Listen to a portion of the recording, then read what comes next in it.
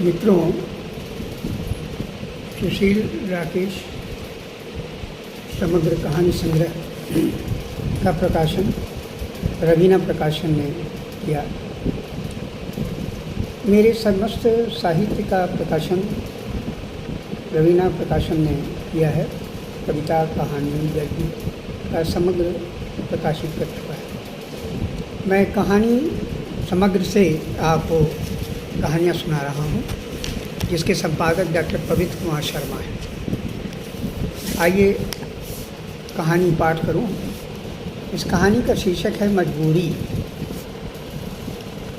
गांव का सारा वातावरण झींगरों की आवाज़ से भर गया था। रोज़ शाम पानी बरसने के बाद यही होता है। पानी बंद होने के बाद लोग घर से बाहर निकलकर गांव के चारों तरफ चक्कर लगाते हैं और फिर खेत की ओर मुड़ जाते हैं, जहाँ तक उनकी सीमा होती है। इस गांव की खास बात यह है कि गांव के पास ही काली नदी बड़े वेग से स्वतंत्र होकर बहती है। गर्मियों के दिन में ये सभी को शांत चित्त होकर शरण देती है।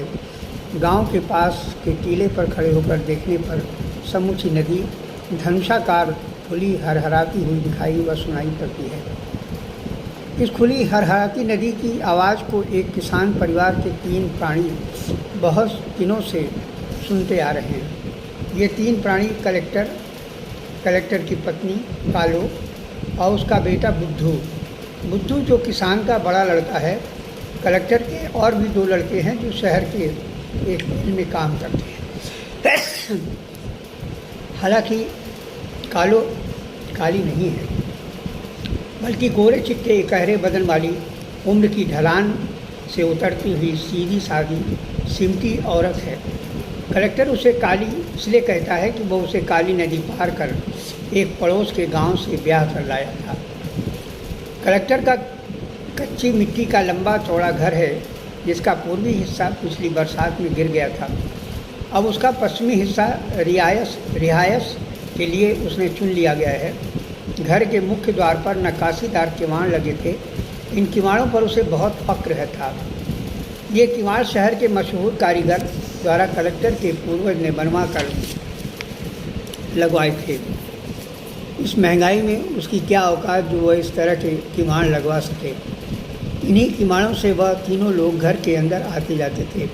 इन किवाड़ों के कारण ही गांव वालों ने उसका नाम कलेक्टर रख दिया था। इसीलिए वो इसी नाम से चारों ओर जाना जाता था। घर के उत्तर में एक लंबी सीधी दीवार है, जो चाइना की दीवार से कम नहीं है। इसके ठीक 3 फरलांग के बाद काली नदी बहती है। दक्षिण में गांव बसा है, परंतु इस गांव में पहुंचने के लिए कलेक्टर का 4 बीघे का आम का बाग पार करके ही पहुंचा जा सकता है। उसके दरवाजे पर बहुत पुराना एक आंवले का पेड़ है। उसी पेड़ के नीचे से एक कच्चा रास्ता गांव को जाता है, जो पक्की सड़क से जाकर बखूबी मिल जाता है। शाम के धुंधलते में उसकी कच्ची सड़क से होता हुआ उसका बड़ा बेटा बुद्धू बोरे में पके आम घर मिलाकर पटक देता है। कारे, कितनी बार तुझसे कहा पटका न कर, आम फूट जाते हैं, परंतु है कि मानता ही नहीं। कालो चूल्हे में रोटी डालते हुए उसे डांटती है। बुद्धू वहीं पाटा घसीट कर बैठते हुए माँ को रोटी सेक के देखने लगता है।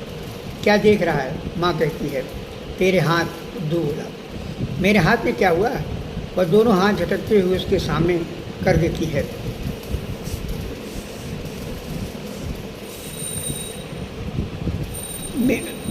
इस हाथ में बड़े कमाल हैं। बुद्धू तिरछी निगाह से उस पर कटाक्ष करता है। उसकी बात पर कालो शर्मा जाती है। चुप रह, कोई सुनेगा तो समझेगा कि वह चुप हो जाती है, किंतु रोटी जलने लगती है। बोल न, क्या समझेगा? कोई समझेगा क्या? मुंह हाथ धो ले, रोटी सिक रही है, आम के पन्ने से खा ले, भूख लगी होगी। वह हाथ धोने उठ जाता है, ढल्ले से पानी लेकर बाहर चला जाता है। लौटने पर लोटे में पानी तथा आम लेकर बैठ जाता है। दद्दा कहाँ है? वह पिताजी के बारे में माँ से पूछता है। आते होंगे। वह चारों तरफ घुमाता है कि किंतु उसे कहीं वह नज़र नहीं आते। शहर गए हैं क्या? खाते हुए फिर पूछता है। अचानक उसे याद आया है तो वो उठ खड़ा होता है और आम के बोरे से थैला निकालते हुए माँ के सामने पटक देता है। दद्दा को दे देना, उनका कुत्ता है। वो फिर बैठकर खाने लग जाता है। कुछ दिनों से उसके मन में बहुत उथल पुथल मची हुई है। वो समझ नहीं पा रहा कि उसे यह किस तरह से दूर करे। वह जब भी खाने बैठता माँ से कुछ अजीबोगरीब बेहूदी बातें किया करता था। कालो सारा प्यार उस पर उड़ेल देती थी। माँ एक बात पूछूं? वो आम चूसते हुए आंखें नीची कर लेता है। हाँ पूछना क्या बात है? रोटी बनाते हुए रुक कर बोली। मैं किसका? इतना कहकर चुप हो गया। बोलना क्या बात है? रोटी को चूल्हे में डालकर वो उसकी ओर घूर कर देखने लगती है। मैं किसका बेटा हूँ? मेरा असली बाप कौन है? क्या? उसकी यह बात सुनकर कालो चौंक पड़ी तथा तन कर बैठ गई। उसकी त्योरियाँ उछड़ गईं। वो उससे पूछने लगी कि वह प्रश्न आज क्यों पूछ रहा है।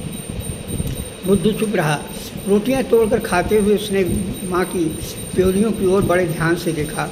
कालो उसके इस बेहुदे प्रश्न पर रोटियां सेकना बंद कर उसे एक टक देखती रह गई। दोनों एक दूसरे को देखने लगे। कुछ देर बाद वह खाना अधूरा छोड़कर उठकर चला गया। रात घने अंधकार में डूब गई थी। आज की रात कालो को काल की तरह लग रही थी। आज उसकी नींद कहाँ खो गई थी। उसका एक एक पल बेचैनी से बीता था। आज उसको काली नदी की हरहराहट भी सुनाई नहीं दे रही थी। वह तो केवल बुद्धू के प्रश्न के बवंडर में खो गई। उसके जीवन में पहली बार ऐसा चक्रवात आया था जिससे वह चाहते हुए भी निकल नहीं पा रही थी, बल्कि जितनी तेज़ी से निकलना चाहती थी उतनी तेज़ी से वह उसमें घूमती जा रही थी। घर के बाहर मैदान में बुद्धू सो रहा था। कालो कलेक्टर के साथ आंगन में करवटें बदल रही थी। आज उसका अपना शरीर भी करवटें लेने में पहाड़ की तरह लग रहा था। ध्रुव तारे को देखकर उसने समय का अनुमान लगाया। उसने कलेक्टर की तरफ देखा तो खर्राटे लेता हुआ भयंकर निद्रा में लीन था।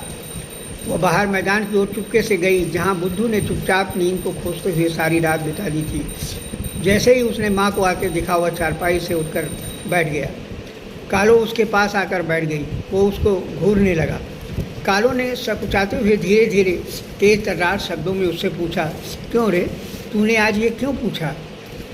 बुद्धू अपने बचपन से लादे भ्रम के बारे में आज उतार देना चाहता था। अब वह जवान हो गया है और दुनियादारी की बातों को समझने भी लगा था, इसलिए उसका मन बेचैन रहता था।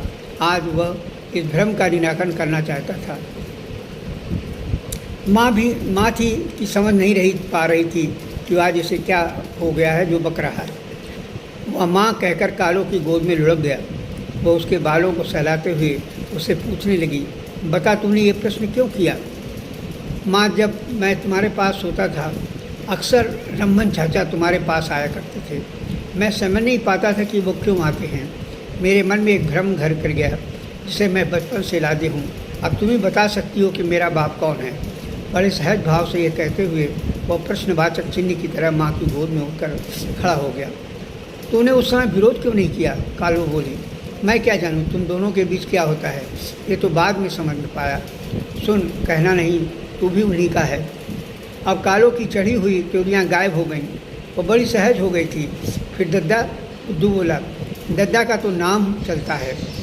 वो तिलमिला गया, गुस्से में जलने लगा। उसका जलना अंधेरी रात में भी उसे दिखा। वह सहम गई। बुद्धू गुस्से में आंवले के पेड़ तक गया और फिर लौटा और कालो को बुरी तरह झटकोरते हुए चिल्ला पड़ा, तूने ऐसा क्यों किया? शर्म नहीं आई? मर जाती तो अच्छा होता। दद्दा की इतनी बार मान प्रतिष्ठा है, वह इस लायक नहीं है कि उनके लड़के होते। लोग उन्हें ऊंच नीच कहने लगे थे। वह ठहरे भावुक। उन्होंने एक दिन मुझसे बड़े प्यार से समझाते हुए कहा कि मेरी इज्जत रखो, नहीं तो लोग मुझे हिंजड़ों वाली मस्जिद में ले जाएंगे और फिर मैं नहीं लौट पाऊँगा। वह फिर बोली, मैंने बहुतेरा समझाया पर वह दिन प्रतिदिन गिरते ही गए और हर बार यही कहते, लड़का घर में होना चाहिए। फिर वह कुछ तेज स्वर में बोला और चारपाई पर माँ के समीप लेट गया। उसका शरीर ना भारी हो गया था। घृणा से उसका मन भर गया। माँ फिर बोली, मन बहुत दुखी हुआ। बस यही लगता था कि कहीं तुम्हारे दद्दा को हिंजोड़ वाली मस्जिद की जमात में शामिल न कर लिया जाए तो फिर मेरा क्या होगा। कहीं मुँह दिखाने के लायक न रहती और गाँव समाज मुझे चील कोम्बों की तरह नोच डालता। वो रोते हुए धीमे स्वर में बुद्धू से कह रही थी। एक दिन दद्दा खुद रमन को ले आए और अपने ही सामने वह सिसकियों के आगे कुछ नहीं कह पाई, बस बुद्धू के कंधे पर सर रखकर रोने लगी।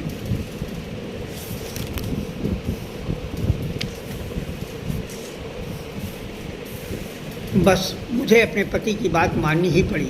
कुछ देर चुप रहने के बाद कालू फिर अंधेरे में स्वर को बेनती है, बस तुम 3 हुए। वह अब शांत भाव से सब कुछ कहने लगी थी। बहुत से काली नदी के वेग की हरहाट कुछ ज़्यादा ही तेज लग रही थी। बुद्धू की सनसनाहट इस कदर बढ़ गई थी कि वह समझ नहीं पा रहा था कि वह क्या करे। वह चारपाई पर से उठा और अंधेरे को चीरता हुआ घर के अंदर चला गया। आंगन से बड़े तेज चिल्लाने का स्वर सुनकर कालो अंदर दौड़ी। उसने देखा कि बुद्धू करा रहा है। थोड़ी देर में उसकी गर्दन लुढ़क गई। तूने अच्छा नहीं किया। काली उसके सिर को अपनी गोद में रखकर उसे बेतहाशा चूमने लगी।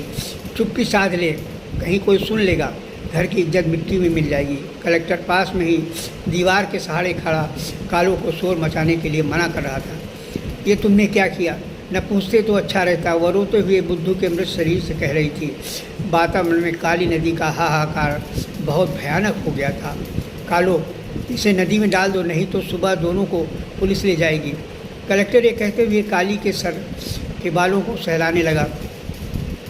बुद्धू जो माँ का बड़बोला बेटा था, अब वो नहीं बोलेगा। कलेक्टर का नाम आज गांव में बर्बाद होने से बच गया। गांव वाले कभी नहीं जान पाएंगे कि मिल में काम करने वाले उन 2 लड़कों का बाप कौन है। दोनों मिलकर काले संदूक में बुद्धू को भरते हैं। चल, तूने कभी चैन नहीं लेने दिया। कालो सिसकते हुए कलेक्टर के साथ संदूक को पकड़ लेती है और वह दोनों चुपचाप काली नदी की ओर जाने वाले कच्चे रास्ते को पकड़कर संदूक लेकर चल पड़ते हैं।